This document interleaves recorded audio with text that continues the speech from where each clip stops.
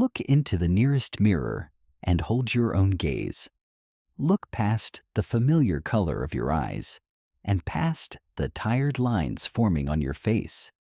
Ask yourself, who is the entity silently looking back at you from the glass? You will likely answer with a name, a profession, or a long history of carefully curated memories. You point to this fragile collection of thoughts and you say, "This is me." You spend your entire waking life building a massive fortress for this self. You decorate its halls with academic degrees. You protect its gates with walls of stubborn pride. And you constantly worry about its unpredictable future. You defend it fiercely when it is insulted, and you exhaust yourself trying to make it appear flawless to strangers. But what if the fortress you are guarding is completely empty? What if the entity you have been protecting is not you at all? Consider the terrifying possibility that the identity you hold so dear is actually a parasite. It is a psychological construct that hijacked your consciousness long ago and now feeds endlessly on your life force. It tells you what to fear in the dark. It dictates who you should love and who you must avoid. It tells you who you must hate in order to feel a fleeting sense of superiority. It generates a constant quiet hum of anxiety in the back of your mind, whispering that you are never quite safe. We are not here today to soothe those anxieties or offer you a comfortable guide to better self-esteem. We are here to perform a psychological autopsy on the grand illusion of who you think you are. When you were first born into this world, you were vast and undefined. You were pure, unfiltered awareness, experiencing the raw texture of reality without a single concept or judgment. You did not know what failure was, and you did not care about success. But very quickly, society gave you a name to respond to. Your family handed you a heavy set of expectations. The world handed you a rigid script and demanded that you memorize your lines perfectly. You gradually became the smart one, the quiet one, the victim, or the overachiever. Every label they gave you was a heavy brick, and brick by heavy brick, you unknowingly built a psychological prison. You call this airtight prison your personality. In the depths of analytical psychology, Carl Jung spoke of the persona and the shadow. The persona is the elaborate mask you wear to survive in a highly judgmental world. It is the polite smile you fake, the professional tone you use, and the carefully curated image you project to society. But beneath that heavy mask lies the shadow. The shadow contains everything the parasite deems unacceptable and dangerous to its survival. It holds your repressed anger, your forbidden desires, and your deep-seated feelings of total inadequacy. The parasite survives by keeping your mind violently divided against itself. It forces you to constantly perform for an audience while hiding your true, messy nature in the dark basement of your subconscious.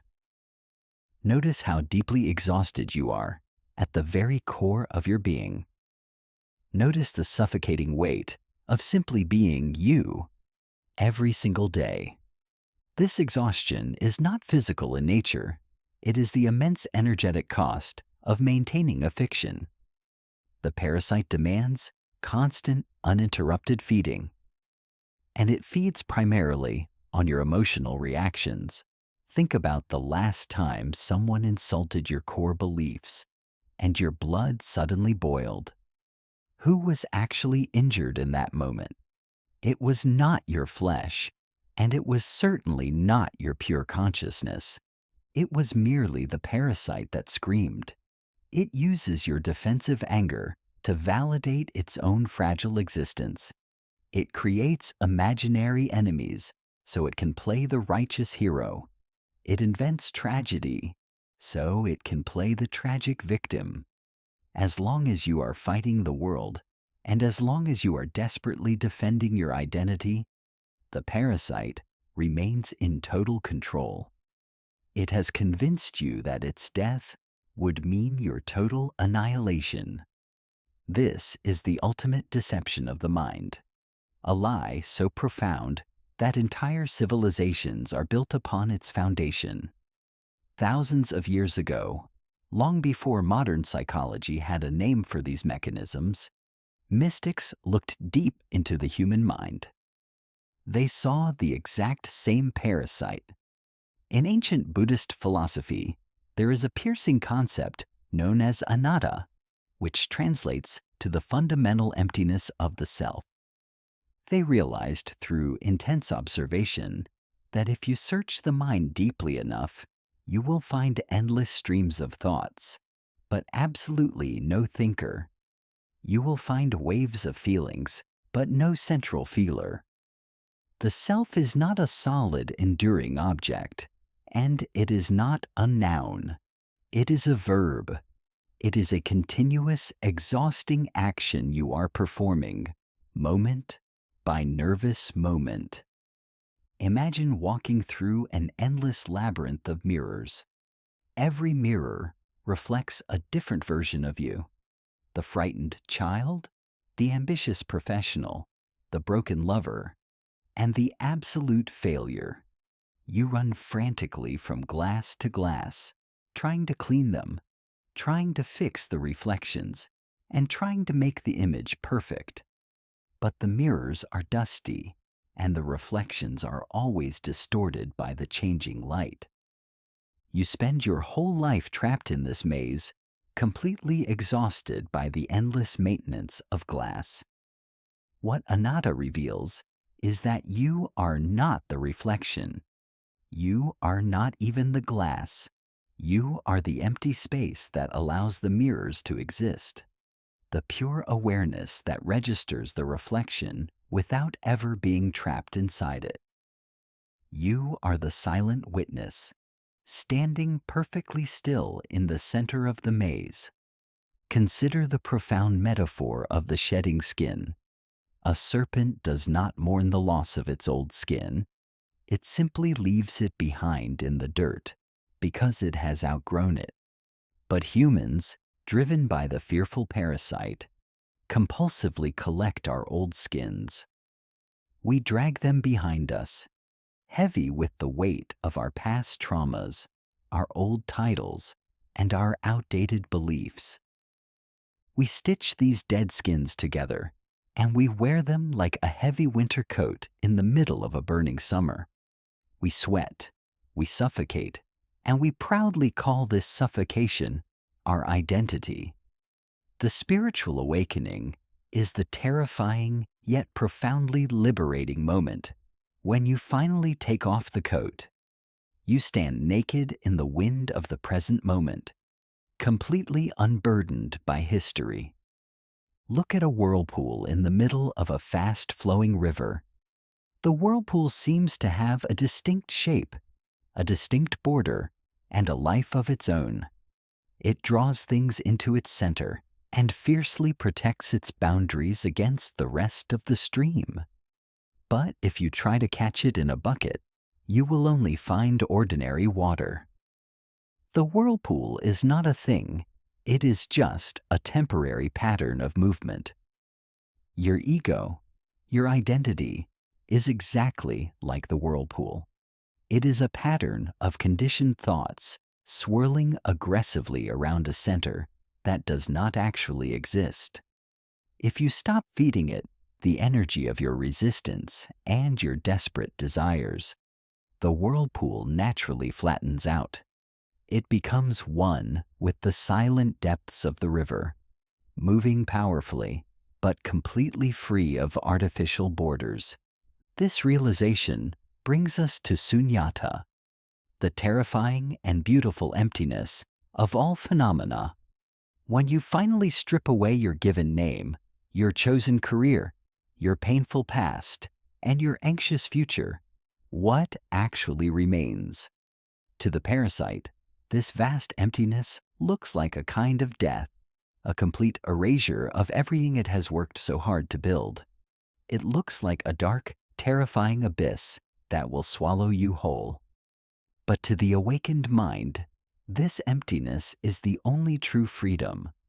It is like a flawless mirror that reflects the entire world, without ever being stained or altered by the reflection. A mirror does not try to eagerly hold on to the image of a beautiful blooming flower, nor does it violently resist the image of a burning fire.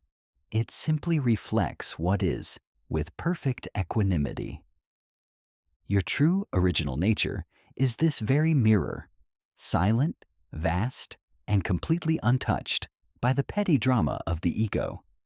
So, how do you defeat a parasite that lives securely inside your own mind? You do not fight it. Fighting is just another clever trick of the ego. The ego loves to play the role of the spiritual warrior, aggressively trying to conquer itself. If you try to violently destroy the self, you are simply creating a new, more subtle identity.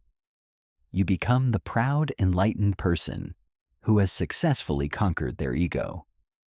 The truth of liberation is much simpler and much more profound than any battle. You simply stop believing its endless stories. You watch the parasite operate from a distance. When a strong feeling of offense arises, you do not try to suppress it with false positivity. You sit still and you watch it burn. You observe the tight physical sensation in your chest. You watch the frantic thoughts race through your awareness. You look at the mechanical workings of your own mind with the cold, clear, unforgiving eye of a silent observer. And in that quiet, sustained observation, a vast space naturally opens up. You suddenly realize that you are the space. You are the deep silence in which all the chaotic noise happens. You do not need to do anything at all to achieve this state. There is no secret method to practice, and there is no 10-year meditation retreat required in a distant mountain. You cannot practice being what you already fundamentally are. You can only drop the heavy illusion of what you are not. Let the fragile house crumble into dust. Let the restrictive labels fall away like dead leaves in the autumn wind. Let the sleeping world think whatever it wants to think about the ghost they call by your name. When there is absolutely nothing left to protect, there is absolutely nothing left to fear. You will still walk through the physical world, but you are no longer bound by its invisible chains. You are no longer a struggling character in a tragic play. You are the silent, eternal light, illuminating the stage. May you be clear. May you be free in your own mind. And may you be still enough to recognize what has always been there.